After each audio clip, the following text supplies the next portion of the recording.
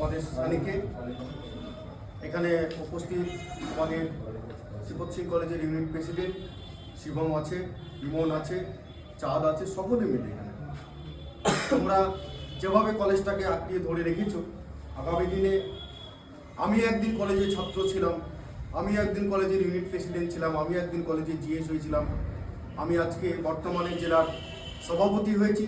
যদি তোমাদের সেরকম কিছু আবির্ভাব থাকে তাহলে তোমরাও একদিন হয়তো পঞ্চায়েতে মেম্বার হবে, জেলা পরিষদ মেম্বার হবে, পঞ্চায়েত সমিতির মেম্বার হবে, নিজের এলাকায় হয়তো ভবিষ্যতে একদিন বিধায়ক হতে পারো। নিজের প্রতিভাকে কাজে লাগাতে হবে। আমরা যে সবসময় পড়াশোনার প্রতি ব্যস্ত থাকবো, পড়াশোনা নিয়েই ভাববো, এটা কখনোই নয়। রাজনৈতিক একটা প্ল্যাটফর্ম হচ্ছে, সেটাও একটা সাবজেক্ট, যে সাবজেক্টে আমরা পল সায়েন্স পড়ি। আমরা বিভিন্ন বিষয় নিয়ে আমরা এক্সামে গেলে নেতৃত্ব বিষয় নিয়ে উঠে আসে 1947-এর পর থেকে আমরা সেগুলো একটা রাজনৈতিক প্ল্যাটফর্ম থেকে আমরা সেগুলোকে আমরা নিয়ে আসতে পারি। ইতিহাসও একটা রাজনৈতিক একটা বিষয়ের মতন একটা সাবজেক্ট। সেই সাবজেক্ট থেকে আমরা ইতিহাস থেকে আমরা পাই বিভিন্ন নেতৃত্ব নাম, ডক্টর থেকে আরম্ভ করে সায়েন্টিস্ট থেকে আরম্ভ করে বিভিন্ন বিষয়ে। সেক্ষেত্রে আমাদেরকে রাজনীতি করতে গেলে আমাদেরকে পড়াশোনাটা অবশ্যই করতে হবে। পড়াশোনা করে নিজের পায়ে দাঁড়াতে হবে, নিজেকে প্রতিষ্ঠিত করতে হবে, বাবা মায়ের মুখ উজ্জ্বল করতে হবে, গ্রামের মুখ উজ্জ্বল করতে হবে, ব্লকের মধ্যে একজন ব্যক্তি হতে হবে। তবে তুমি সেই জায়গা থেকে সেই জায়গায় তবে উঠে আসতে পারবে।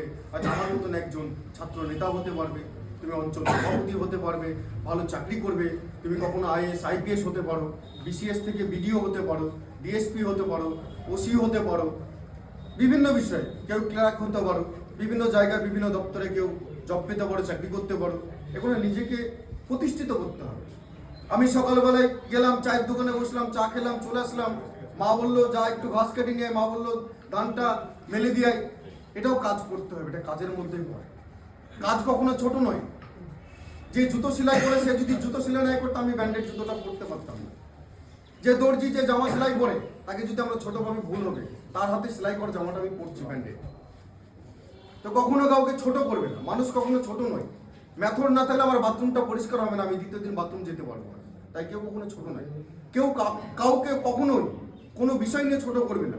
আমরা ছাত্র রাজনীতি করি মানে আমরা সবসময় একই বেঞ্চে একই টেবিলে আমরা বসে থাকি। আমরা জিজ্ঞাসা করি না কে হিন্দু, কে মুসলিম, কে শিখ, কে ইসাই, কে ডোম, কে মুচি, কে মেথড, আমরা কখনোই জিজ্ঞাসা করি না। আমরা একটা খাবার সকলে মিলে ভাগ করে খাই। এটা ছাত্রদের মধ্যে পরে এই বার্তাটা, এই ভাষাটা সব জায়গায় আমাদেরকে পৌঁছে দিতে হবে। আমরা সোশ্যাল মিডিয়ায় অনেকে অ্যাক্টিভ, অনেকে ইনঅ্যাক্টিভ।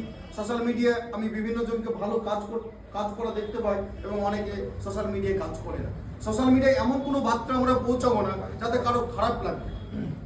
ওরা হয়তো অনেক সময় আমরা সোশ্যাল মিডিয়ায় স্ট্যাটাস দিয়ে কাউকে ডেডিকেট করি।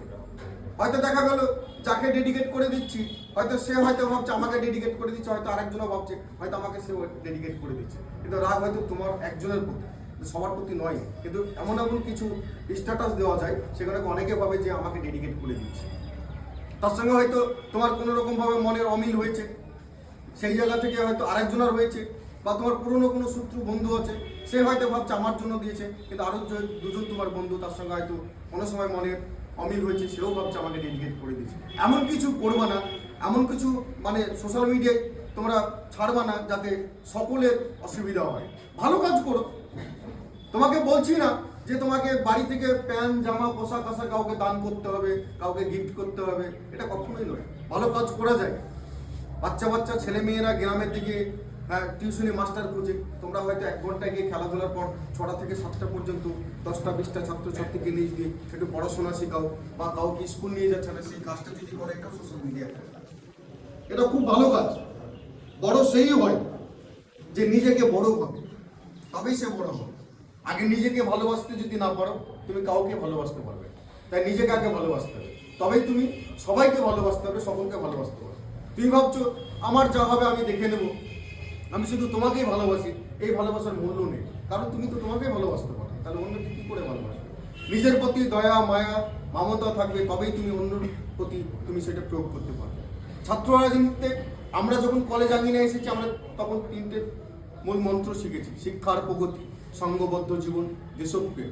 শিক্ষা হচ্ছে এমন একটা ছাত্র রাজনীতি, শিক্ষিত রাজনীতি, এটা যুব। তুমি 8 পাস 4 পাস মাধ্যমিক পাস করে তুমি যুব হতে পারো, মাদারের ব্লক সভাপতি লেখাপড়া না জানলে সই করতে পারলে তুমি মাদারের সভাপতি হতে পারো, কিন্তু ছাত্র রাজনীতি করতে গেলে, ইউনিট প্রেসিডেন্ট হতে গেলে, ভোটে দাঁড়াতে গেলে কলেজে তোমাকে এইচএস পাস করে এসে তবেই তোমাকে কলেজে ভর্তি হয়ে তবেই তুমি সেখানে ভোটে দাঁড়াতে পারবে। এটা হচ্ছে শিক্ষিত রাজনীতি। তাই এইচএস পাস না করলে তুমি কলেজ আঙ্গিনে আসতে পারবে না, আর ছাত্র রাজনীতি তুমি করতে পারবে না। সংঘবদ্ধ আমরা সকলে এখানে আছি, বন্ধু বান্ধবী সকলে মিলে যখন আমরা কোথাও বসে আলাপ আলোচনা, কোনো শিক্ষা বিষয় নিয়ে কোনো বিষয় নিয়ে আলোচনা হয়, সেটাকে বলে সংঘবদ্ধ। দেশপ্রেম, সানি বলছিল মায়ের প্রতি যতটা ঠিক ভালোবাসা থাকবে, ঠিক ততটাই দেশের প্রতি আমার ভালোবাসা থাকবে, আন্তরিকতা থাকবে। এবং দেশের জন্য কখনোই আমরা কারো কাছে মাথা নত করবো না, কারণ এই দেশটাকে আমরা এখান থেকে ভালোবাসি, এই দেশের আমরা নাগরিক। ভারত আমাদের মাতা, ভারত আমাদের দেশ। তাই এইভাবে আমরা আগামী দিনে চলবো, আগামী দিনে লড়াই করব। আমাদের বক্তব্য এমন কিছু নয়, তোমাদের সঙ্গে জাস্ট ইন্টারাক্ট করার জন্য এসেছি। নতুন ছেলে মেয়েরা অনেকে এখানে এসেছে, ভর্তি হয়েছে, তাদের সঙ্গে দেখা করার জন্য আমি বললাম যে আসবো, তোদের কলেজে একবার দেখা করবো, আর দিকে তো যাবো। আমরা সানিকে বলবো আগামী দিন এই যে শীতের মৌসুমে আমরা যদি পারি ছোট ছোট করে টাউনে অল্প অল্প যারা একদম দুস্থ গরিব তাদেরকে যদি আমরা শীত বস্ত্র হাতে তুলে দিতে পারি, সকলে মিলে আমরা থাকবো।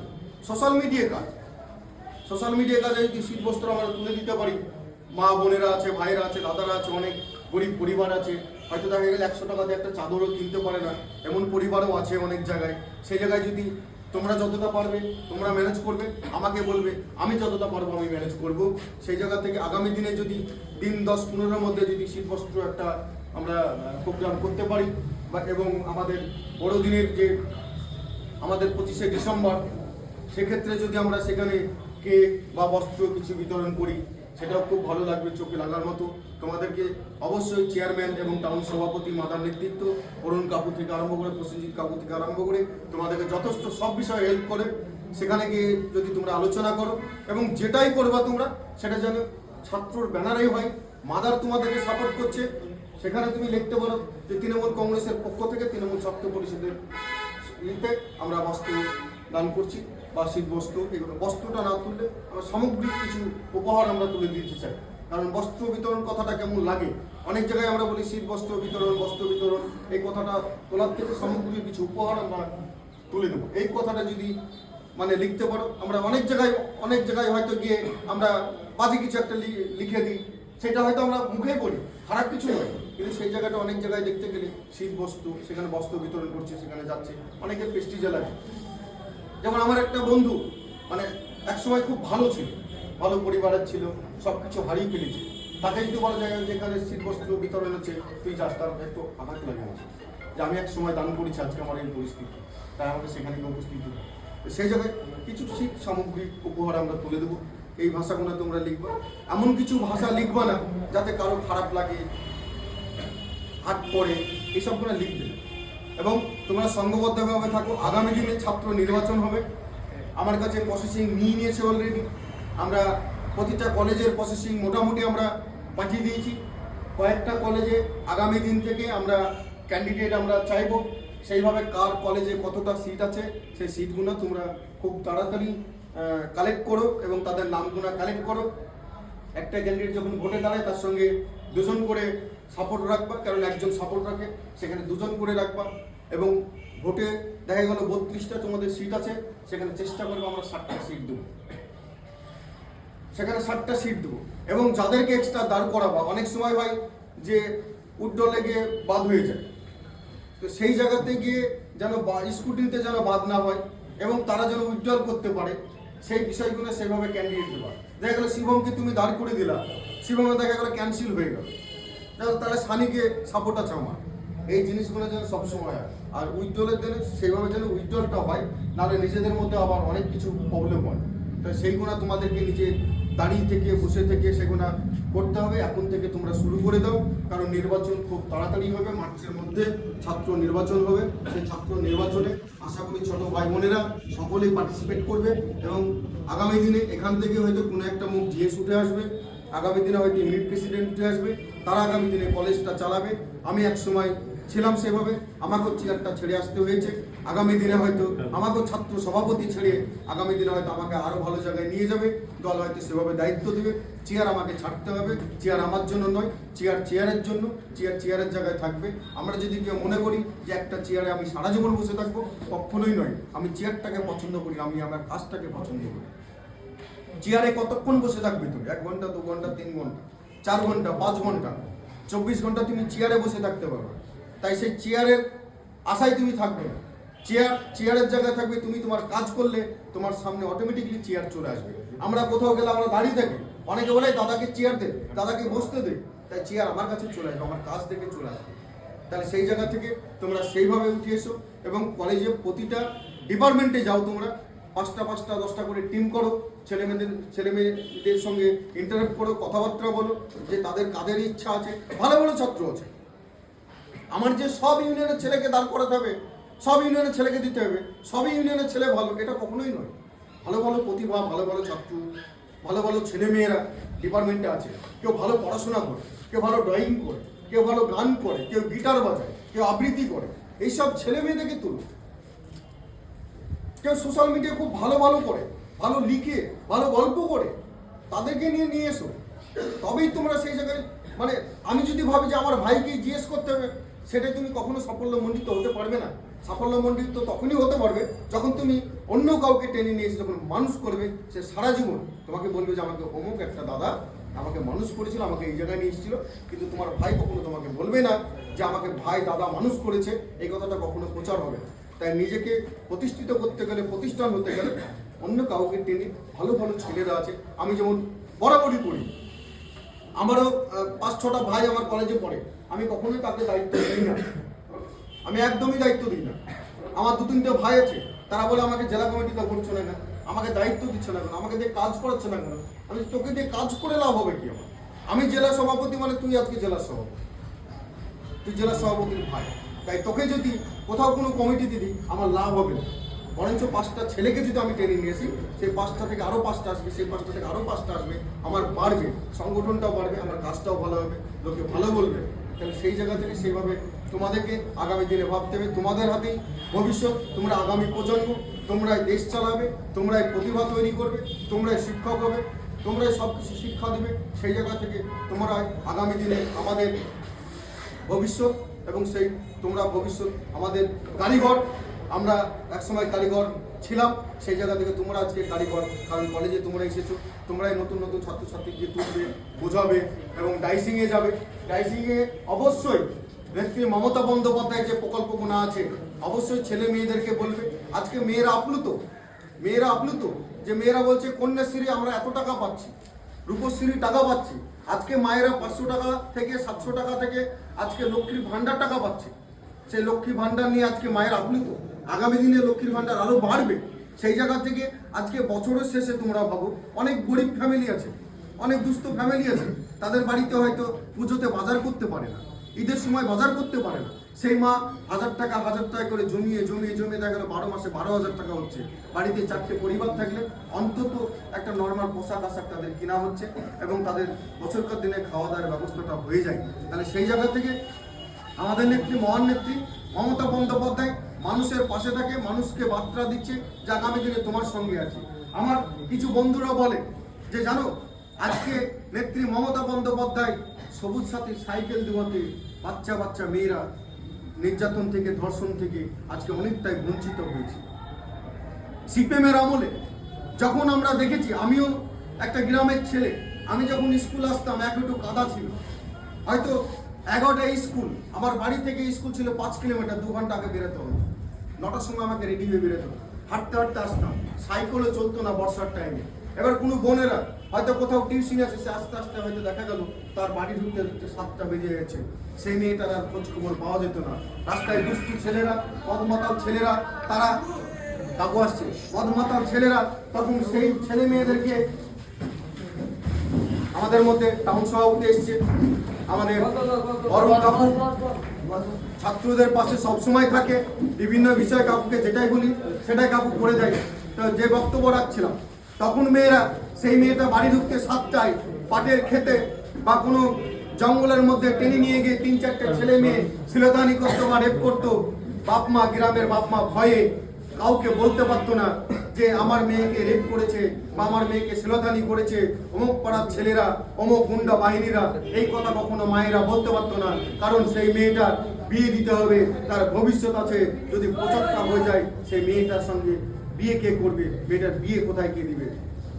তখন তাই বলছে যে আজকে নেত্রী মমতা বন্দ্যোপাধ্যায় আসার পর আজকে রাস্তা ঝা চকচকে, ল্যাম্পপোস্ট চকচকে, ল্যাম্পপোস্টের নিচে দাঁড়িয়ে বামফ্রন্ট এবং সিপিএম কংগ্রেসের লোকেরা কুৎসা করছে নেত্রী মমতা বন্দ্যোপাধ্যায় নামে। তুমি যেখানে বসে কুৎসা করছো সেটা হচ্ছে নেত্রী মমতা বন্দ্যোপাধ্যায় সেই ল্যাম্পপোস্টটা বানিয়ে দিয়েছে, সেই রাস্তাটা করে দিয়েছে। আর সেখানে বসে কুৎসা করে তুমি তোমার মাকে গিয়ে জিজ্ঞাসা করো যে তোমার মা, তোমার বাবা যে লক্ষ্মীর ভাণ্ডার থেকে আরম্ভ করে, সবুজ সাথী থেকে আরম্ভ করে, কন্যাশ্রী থেকে আরম্ভ করে তোমার বাড়িতে 64টা প্রকল্পের মধ্যে যে কোনো একটা প্রকল্প নেত্রী মমতা বন্দ্যোপাধ্যায় তোমার বাড়িতে দিয়েছে। আজকে নেতৃত্ব হাতে দেয়নি প্রকল্পগুলো। আজকে যদি হয়তো নেতৃত্ব হাতে দিত, যদি আমাকে দিত, হয়তো আমি বেছে বেছে দিতাম যে কে তৃণমূল করে, কোন ফ্যামিলিটা তৃণমূল, সেই তৃণমূলটা পেত।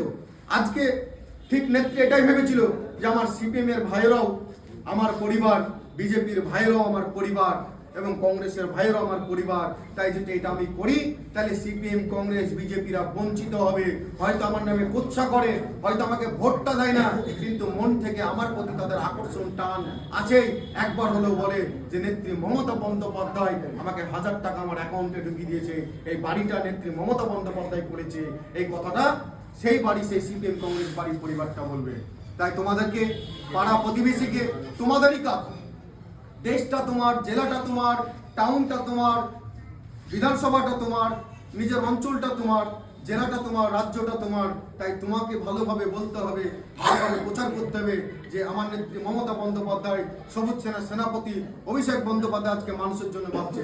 আজকে বনেদের জন্য অপরিচিতা যে বিলটা পাস করেছে, বিধানসভায় পাস হয়ে গেছে, আজকে কেন্দ্রীয় সরকার এবং রাজ্যপাল তার মদতে এবং রাষ্ট্রপতি সেই বিলটা আটকে দিয়েছে।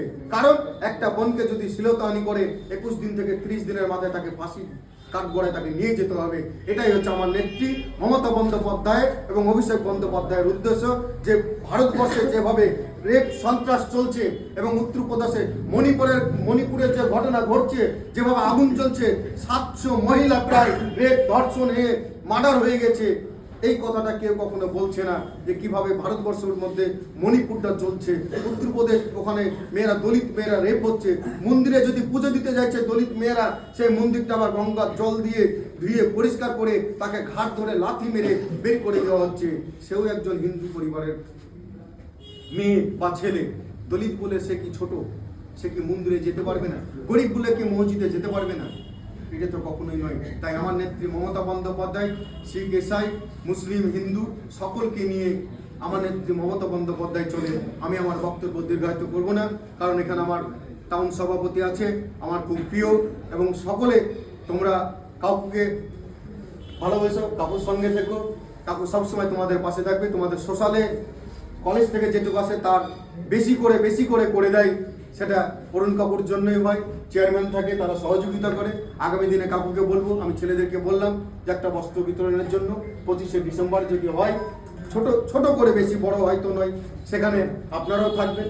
আপনাদের ব্যানারের সঙ্গে আমাদের ব্যানারটাও যোগ করে যদি করা যায়, যে তৃণমূল কংগ্রেসের সহযোগিতায় তৃণমূল ছাত্র পরিষদের পক্ষ থেকে শীত সামগ্রী উপহার দেওয়া হচ্ছে এবং জিয়াগঞ্জ, আজিমগঞ্জ টাউনে, এইভাবে যদি করা যায় সবাই মিলে সংঘবদ্ধভাবে আমরা থাকতে পারবো এবং তাদের কাছেও আমরা আগামী দিনে রাজনীতির জন্য শিখবো। হয়তো আমিও বললাম আমিও বেশি দিন থাকবো না, হয়তো অরুণ কাপুরের বয়স হচ্ছে বেশি দিন থাকবে না, সবাইকে একদিন করে চলে যেতে হবে। তাই তোমরা আগামী দিনের ভবিষ্যৎ, তোমরাই লড়াইটা করো।